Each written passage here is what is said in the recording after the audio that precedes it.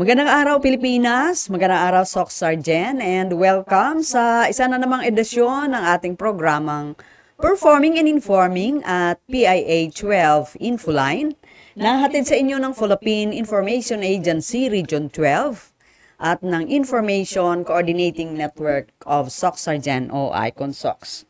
Sa ngalan po ng aming Regional Head, Brian E. Abquilan, at ng aking partner sa technical side na si Oliveros Rivera, ako po si Aida de la Cruz Agad at samahan ninyo kaming alamin ang mga latest development programs, mga projects ng ating mga ahensya ng pamahalaan dito po sa Soc Sargent Region.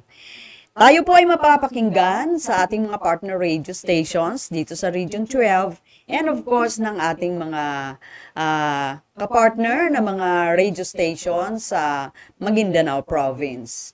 And tayo rin po ay mapapanood at mapapakinggan sa ating Facebook page, sa YouTube and Spotify.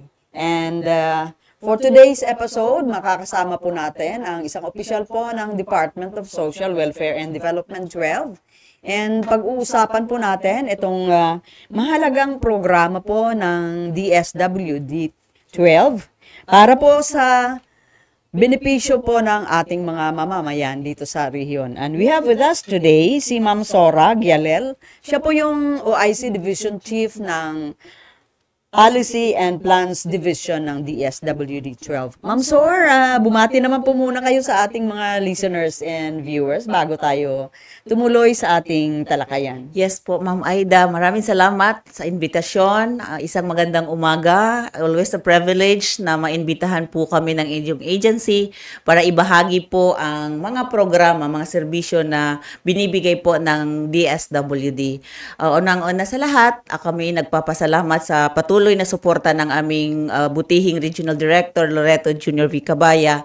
Isa po siyang magiting na direktor na laging nakasubaybay kung sa pinaggagawa ng kanyang mga empleyado sa DSWD. So again po, maraming salamat sa direktor ng PIA para sa pribilehiyong binigay na maibahagi namin sa inyo ang mga kaganapan sa DSWD. Yun ang importante, Ma'am Sor, mai-discuss natin at maipaalam natin sa ating mga listeners and viewers, ang kahalagahan po nitong programa ng DSWD 12, especially itong listahanan program. Pwedeng as background lang po, Ma'am Sor, pwede nyo kaming ma-update kung ano itong programang ito. Okay po. Again, maraming salamat sa tanong. Actually, ang listahanan ay hindi talaga siya programa, Ma'am Aida. Ito ay isang database. Database po kung saan makikita ang talaan ng mga mahihirap nating kababayan dito sa Soc Sargent Region 12 and that of Lanao, Maguindanao from the BARM area. So, pag sinabi po nating talaan or database, nandoon po makikita kung ang pangalan, address, kung saan nakatira. In short, the who and where ang ating mga. So, hindi lang po siya statistika, kundi mayroong warm bodies, warm names na makikita doon sa ating database. So, basically, yun po si listahanan. Isa siyang database, information na readily available kung ano po yung gusto nating makuha na mga information patungkol sa mga kababayan nating mahihirap. Ang listahanan ng database listahanan ay database of poor household in Region 12 and BARM Lama. No. And anong gamit nitong listahanan database, Ma'am Sor? Okay po.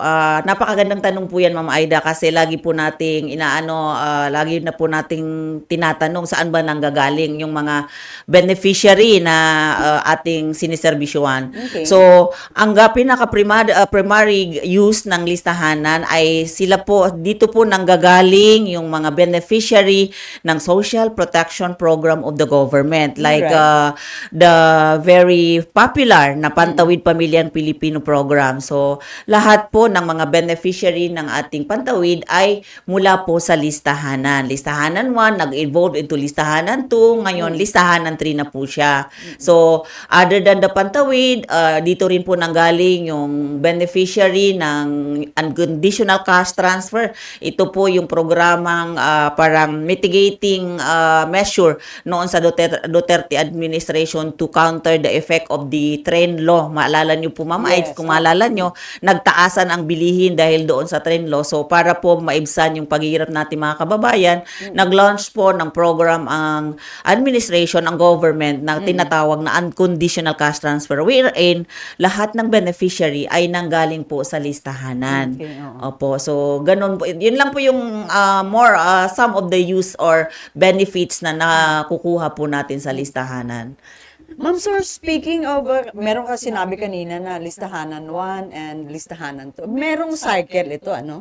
Can you update us on this? Yes po. Actually, si listahanan, dumadaan po talaga siya sa masusing paraan or proseso. Yes. Hindi po lang basta-basta namin kinukuha, Alright. tatanong, we use a scientific method. So, balikan po natin yung sinasabi mong proseso. Ang unang-una po dyan, of course, is the preparatory phase that Okay. involve the basic, which is the logistic and admin preparation. Nandiyan po yung hiring ng ating potential field staff na i-deploy, and then, of course, the procurement of the different forms, yung kakailanganin para maihanda yung sa actual na enumeration.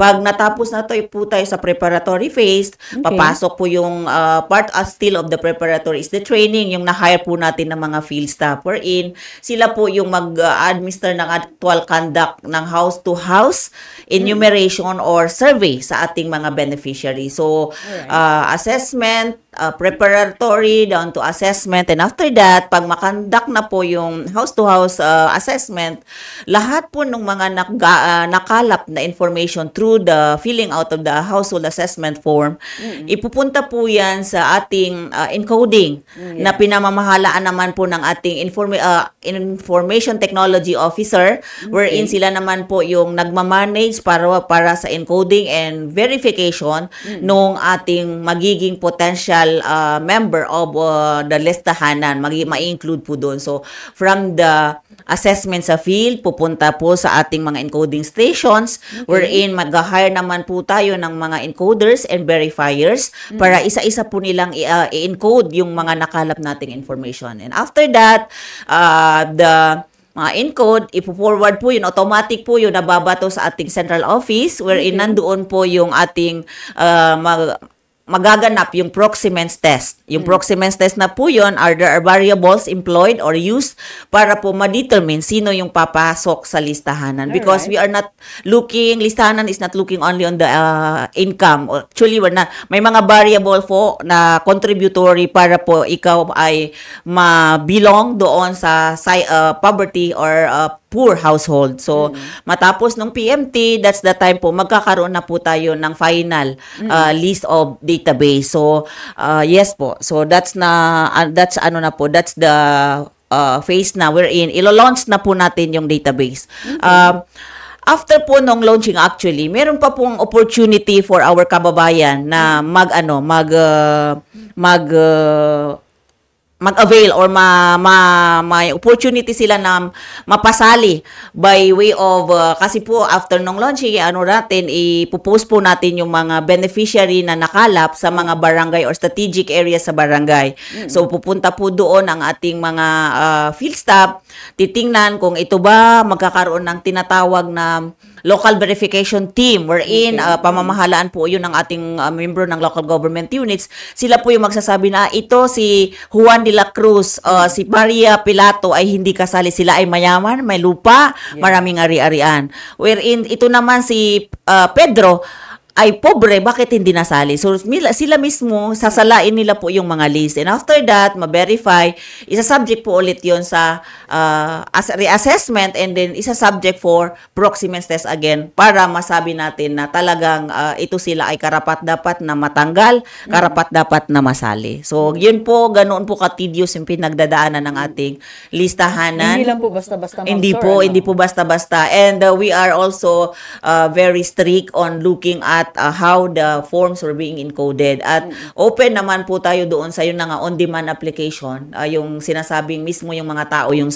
pupunta sa area para sabihin na bakit hindi ako nasali. Gusto kong So, apply. ibig sabihin, Ma'am Sir, on-site yung pag-enroll, pag-validate nung Yes po, yung verification and validation on-site, pupunta po ang ating mga field staff, field worker doon sa designated barangay para i-entertain yung mga kababayan natin na gustong mag-apply, gustong mapabilang. Now, kung ma-intake po yun or ma-enumerate, tinatawag po kasi namin, ang term namin is enumeration, ma-enumerate yun, at pumasok po yung mga information nila, potential 100% or may higher ang possibility na mapapasok po sila masasali po sila sa ating database.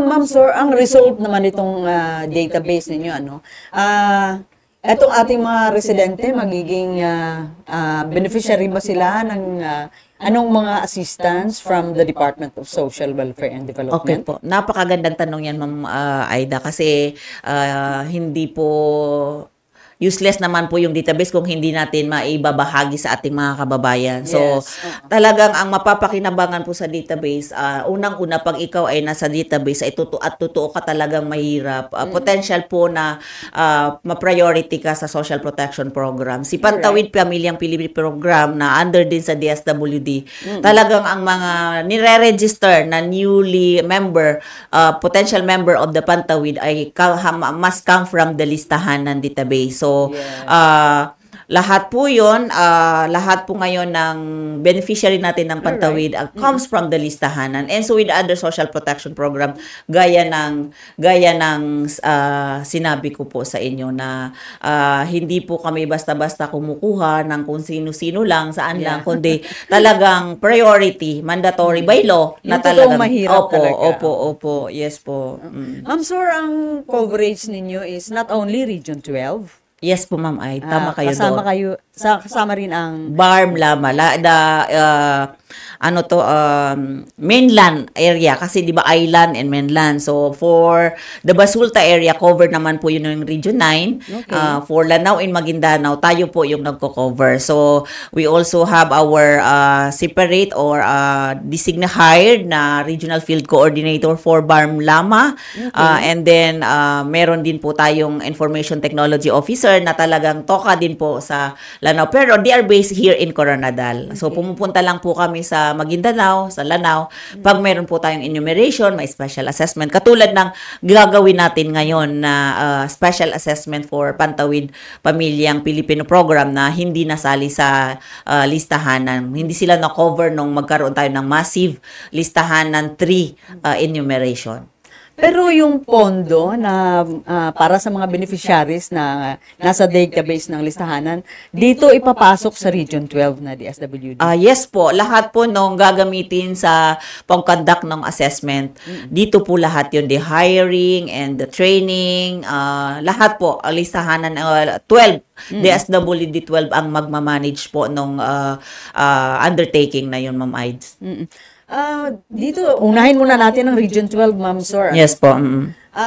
May mga target municipalities tayo. Yes po. Anong mga municipalities po yung target? Yes po. Actually po, para sa itong special assessment na to for 4Ps, sa Region 12 po, meron po tayong total of 35,531 na potential na pupuntahan po. And sila po yung mga Pantawid beneficiary na hindi po nasali sa listahan ng 3. Kaya sabi ko nga as a background, para malaman mo bakit meron namang nagkakaroon naman ng assessment, ito po yung resulta nung pag-aaral ng ating central office, bakit maraming hindi napasok na dati ng Pantawid doon sa listahan ng 3. So para po mabigyan ng linaw or mabigyan ng chance yung mga hindi nasali, kaya nagbigay ng directive si Secretary Gatchalian na mag-conduct ng special assessment.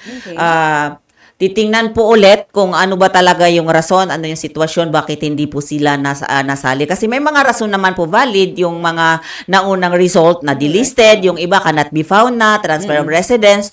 So sabi ni Secretary, para masigurado lang natin na sila ay makover, kung dapat pa silang makover, magkaroon ulit ng second round na special assessment for 4Ps. And after that, kung talagang by law or yung may mga criteria ay hindi na sila pasok, that's the time na they will be totally delisted from the program. So, balikan ko po yung tanong mo, Ma'am Aids, na ilan ba yung target. Yes. Meron po tayo, by province na lang po siguro, Ma'am Aids, natin Sige, ibibigay. For Cotabato province, which is sa north, we have total of 7,613 Pantawid household na pupuntahan po ng ating mga field enumerators. For Sarangani, we have 4,357 na Pantawid household na bibisitahin. For South Cotabato, we have 6,425. And for Sultan Kudarat, we have 8,816. Totaling to 27,211. So, yung kaninang sinabi ko na 35,000, parang sumobra tayo. 27,211 lang po yung official na binigay na target ng Central Office na pupuntahan po nating mga Pantawid household beneficiary po. And then, magpatuloy po tayo for Lama naman po. This include the GIDA areas, the SGA areas, by the way, Ma'am Aids, kasi and Cotabato City, kasi even Cotabato City na turnover naman po natin nasa BARM, kaya sinali po natin. So for BARM Lama, including Cotabato City, we have 114,705. So pinakamalaki nationwide, pinakamaraming target si BARM Lama. Opo, yes po. So ang breakdown po noon for the SGA, meron po tayong 4,888 na Pantawid household na bibisitahin. For Cotabato City, we have 3,432. For City of Marawi, we have 5,495. And for Lanao del Sur, we have 35,679 household. And for Maguindanao, we have 70,706. So, totaling po to 114,705. Yeah. Kung sakali, Ma'am Sor, itong mga sinabi niyo mga figures, ito sila ang makakatanggap ng mga benepisyo mula sa Department of Social Welfare and Development? Actually, Ma'am Mites, ito sila talagang recipient na ito ng ating program ng Kuan. They are already Pantawid beneficiary. Sila na po ay mga Pantawid beneficiary. It's just that hindi po sila nasali nung magkaroon ng listahanan 3. Kaya pinabalikan po ng ating butihing secretary para malaman talaga, makuha kung anong totoong sitwasyon, anong totoong rason, bakit hindi sila nasali sa listahanan 3. So, after that, pag ma-enumerate na po ito sila, iraran ulit yung kaninang sinabi ko na phases ng listahanan, pagdadaanan ng listahanan, dadaan sa assessment, sa PMT, whatever the result of this, ito na po yung determining factor kung mananatili pa rin silang Pantawid beneficiary or maaalis na talaga sila sa programa. Pag sa process naman ng delisting, pag nawala na sila sa listahan, sa database ng listahanan, pwede pa rin silang maka-avail ng mga benepisyo mula sa DSWD po? Opo naman po. Ang gagawin lang natin ngayon is for the Pantawid program alone.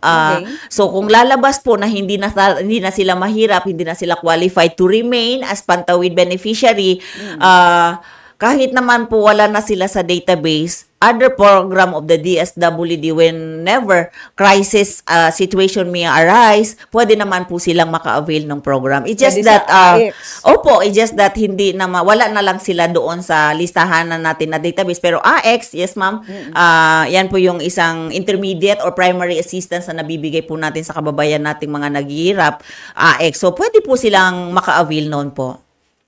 Sa inyong palagay, Ma'am Sor, bakit kailangan magpa-undergo sa listahanan itong ating mga poor na mga residente dito sa Rion? Apo, gaya po ng sinabi ko po, aside from the Pantawid beneficiary Pantawid Pamilyang Pilipino program, ang listahanan po natin sa database na tinatawag nating database, ito po yung primary source kung saan po tayo magkakaroon po tayo ng ready information kung sino-sino sa mga kababayan natin ang nangangailangan na mabigyan ng social protection program. And with that, we are encouraging our LGUs to avail, partner with us through memorandum of agreement.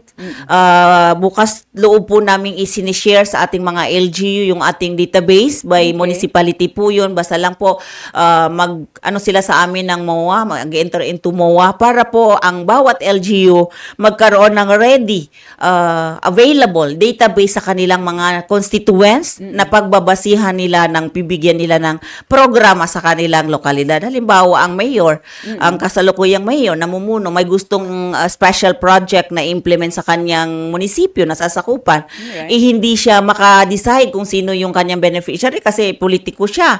Baka masabihan, favoritism si mayor kasi supporter niya yan ang bibigyan niya. So, pag nag-avail po siya ng listahanan, makakakuha siya ng database, pwede po siyang yun ang magiging basihan niya. So, pwede siyang magsabi na hindi ako namili. Ito yung lumabas sa resulta na ginawa ng DSWD listahanan. Dito ako kumuha ng mga beneficiaries. So, napakadali po sa ating mga LGUs and even partner line agencies na makakuha ng captured group doon sa listahanan kasi we have by sector po kasi meron po kami senior citizen, may PWD nakaka-capture po doon, yung level of income nakikita po doon. So hindi po mahihirapan yung ating mga user na makakuha ng mga even the names and information nung potential beneficiary ng kanilang program. So talaga pong isa yan sa mandate din ng listahanan ang maibahagi through MOA sa ating mga LGUs, yung database po natin, Ma'am Aids. Ma'am, lahat ba ng munisipyo sa Region 12 kasali na dito sa listahanan? Opo, pag nagkaroon po tayo ng enumeration, it's nationwide, it's region-wide, wala pong exclusion doon, lahat po ay pupuntahan. As to availment po ng database, depende po yun sa LGU kung mag-enter into MOA.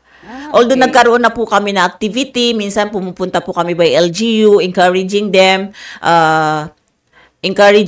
na mag-avail po sa amin, where in fact, i-streamline lang po yung requirements para po mabilis nilang ma-avail yung ating database. So, ready po yun sa lahat ng LGUs, Ma'am Aids.